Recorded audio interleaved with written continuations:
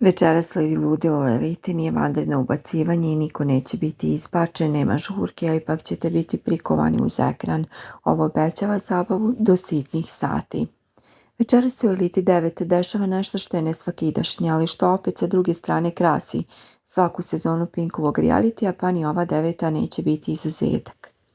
Ne radi se ni o kakvom vanrednom ubacivanju nekog takmičara, niti će neko leteti iz Bele kuće, nije ni žurka, bar ne u klasičnom smislu te reči. Direktorka programa na Pink televiziji Milica Mitrović oglasila se pre nekoliko dana na mrežama, te je tom prilikom otkrila da će se večeras sa početkom u 22 časa uživo emitovati prva elitovizija u aktuelnoj Eliti 9.